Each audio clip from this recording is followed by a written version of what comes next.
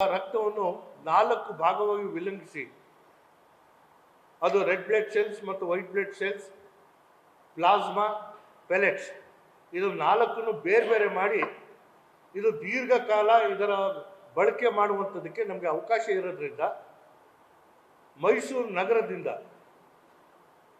ನಮ್ಮ ಹಿರಿಯರು ಏನು ಆಳ್ವಿಕೆ ಮಾಡಿದಂತಹ ಈ ಸಂಸ್ಥಾನದ ಸಂದರ್ಭದಿಂದಲೂ ಕೂಡ ಈ ದೇಶದ ಜೊತೆಗೆ ನಾವೆಲ್ಲರೂ ನಿಂತಿದ್ದೇವೆ.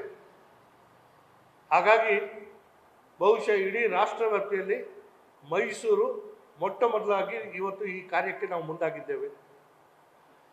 ಇದರ ಜೊತೆಗೆ ಯಾವುದೇ ಧರ್ಮ, ಯಾವುದೇ ಜಾತಿ, ಯಾವುದೇ ರಾಜಕೀಯ ಪಕ್ಷ ಅಥವಾ ಯಾರ ಒಬ್ಬ ವ್ಯಕ್ತಿಯ ಹೆಸರು ಬರುವಂಥದ್ದಕ್ಕೆಲ್ಲ ಇದು ದೇಶದ ಜೊತೆ ನಾವೆಲ್ಲರೂ ಇದ್ದೇವೆ ಅನ್ನೋ ಒಂದು ಭಾವನೆಯನ್ನು ಮೂಡಿಸುವಂಥದ್ದಕ್ಕೆ ನಾವೆಲ್ಲರೂ ಇವತ್ತು ಈ ರಕ್ತದಾನ ಶಿಬಿರವನ್ನು ಮಾಡ್ತಾ ಇದ್ದೇವೆ. ಇದಕ್ಕೆ ಅನೇಕ ಖಾಸಗಿ ಆಸ್ಪತ್ರೆಗಳು ಇದರ ಜೊತೆಗೆ ಕೈ ಜೋಡಿಸ್ತಾ ಇದ್ದಾರೆ. ಕಾವೇರಿ ಆಸ್ಪತ್ರೆ, ಗೋಪಾಲಗೌಡ ಆಸ್ಪತ್ರೆ, ಮಣಿಪಾಲ್ ಆಸ್ಪತ್ರೆ, ನಾರಾಯಣ ಹೃದಯ ಆಸ್ಪತ್ರೆ, ಆಲ್ಫಾ ಆಸ್ಪತ್ರೆ ಮತ್ತು ನಮ್ಮ ಅಲ್-ಅನ್ಸಾರ್ ಆಸ್ಪತ್ರೆ, ನನ್ನ ವ್ಯಾಪ್ತಿಯಲ್ಲಿರುವಂಥ ಈ ಎಲ್ಲ ಆಸ್ಪತ್ರೆಗಳು ಇದರ ನಮ್ಮ ಜೊತೆ ಕೈ ಜೋಡಿಸ್ತಾ ಇದ್ದಾರೆ. ಅದರಲ್ಲಿ ವಿಶೇಷವಾಗಿ ನಾವು 100 ಹಾಸಿಗೆಗಳನ್ನ ರಕ್ತದಾನ ಮಾಡುವಂಥವ್ರಿಗೆ ಸಹಕಾರಿಯಾಗುವಂಥದ್ದಕ್ಕೆ 100 ಹಾಸಿಗೆಗಳನ್ನ ನಾವು ಸಿದ್ಧಪಡಿಸಿದ್ದೇವೆ.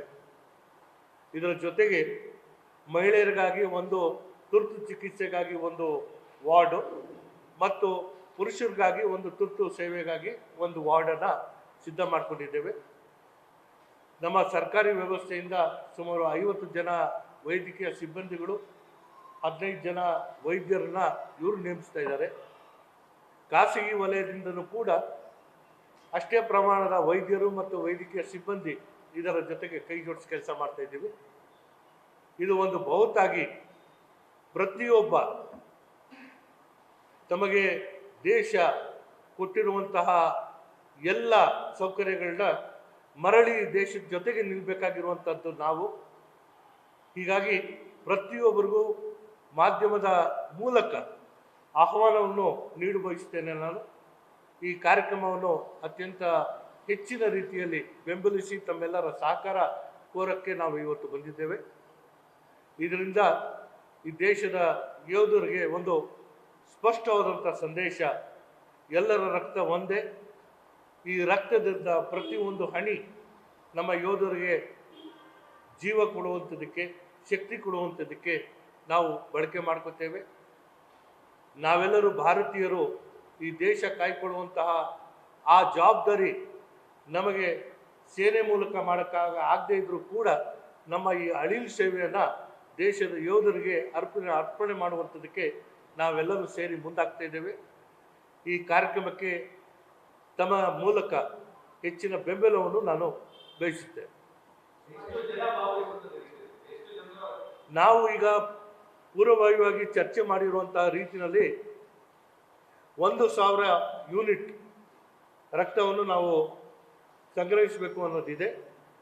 ಸಾರ್ವಜನಿಕರು ಸಹಕಾರ ನೀಡುವುದಲ್ಲಿ ನಮಗೆ ಸುಮಾರು 1,500 ಯೂನಿಟ್ ಕಲೆಕ್ಟ್ ಮಾಡೋಕ್ಕೆ ನಾವು ವ್ಯವಸ್ಥೆ ಮಾಡಿಕೊಂಡಿದ್ದೀವಿ.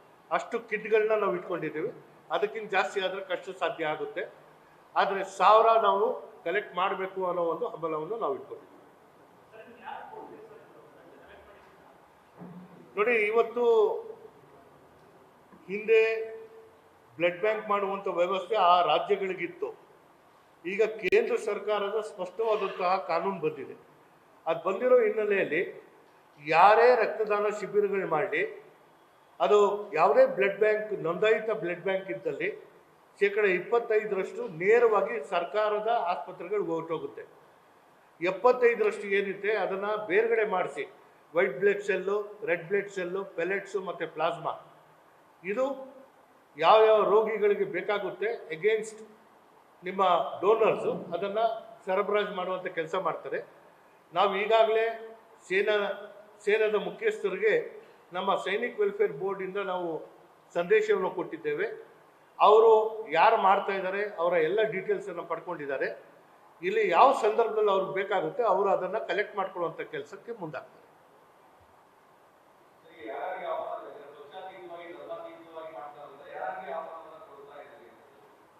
ಇಲ್ಲಿ ನಮ್ಮಲ್ಲಿ ವಿದ್ಯಾರ್ಥಿಗಳು ಹೆಚ್ಚಾಗಿ ಮುಂದೆ ಬರ್ತಾ ಇದ್ದಾರೆ, ಯುವಕರು ಹೆಚ್ಚಾಗಿ ಮುಂದೆ ಬರ್ತಾ ಇದ್ದಾರೆ. ನಮ್ಮಲ್ಲಿ ಇರುವಂತಹ ಸಂಘ ಸಂಸ್ಥೆಗಳು, ಪೌರ ಕಾರ್ಮಿಕರ ಸಂಘಟನೆಗೂ ನಾವು ಆಹ್ವಾನ ಕೊಟ್ಟಿದ್ದೇವೆ, ಗುತ್ತಿಗೆದಾರರ ಸಂಘಕ್ಕೂ ಆಹ್ವಾನ ಕೊಟ್ಟಿದ್ದೇವೆ, ನಮ್ಮಲ್ಲಿ ಇರುವಂಥ ಜಿಲ್ಲಾ ಆಡಳಿತದಲ್ಲಿರುವಂಥ ಅಧಿಕಾರಿಗಳಿಗೂ ಆಹ್ವಾನ ಕೊಟ್ಟಿದ್ದೇವೆ, ಪೊಲೀಸ್ ಸಿಬ್ಬಂದಿಗಳಿಗೆ ಆಹ್ವಾನ ಕೊಟ್ಟಿದ್ದೇವೆ. ಸಾರ್ವಜನಿಕ ವಲಯದಲ್ಲಿ ಯಾರು ಸಂಘ ಸಂಸ್ಥೆಗಳು, ನಮ್ಮ ಜೈ ಭೀಮ್ ಮತ್ತು ಅಂಬೇಡ್ಕರ್ ಸಂಘಟನೆಗಳು, ಈ ಎಲ್ಲರಿಗೂ ನಾವು ಪ್ರತ್ಯೇಕವಾಗಿ ನಾವು ಆಹ್ವಾನವನ್ನು ಕೊಟ್ಟಿದ್ದೇವೆ. ಮಾಧ್ಯಮದ ಮುಂದೆ ಬಂದಿರುವಂಥ ಉದ್ದೇಶ ಆದರೂ ಇಷ್ಟೇ, ಸಾರ್ವಜನಿಕರು ಸ್ವಯಂ ಪ್ರೇರಿತವಾಗಿ ಯಾರು ಬೇಕಾದರೂ ಇದರಲ್ಲಿ ಭಾಗಿಯಾಗ್ಬೋದು, ಯಾವ ಅಡಚಣೆ ಇಲ್ಲ.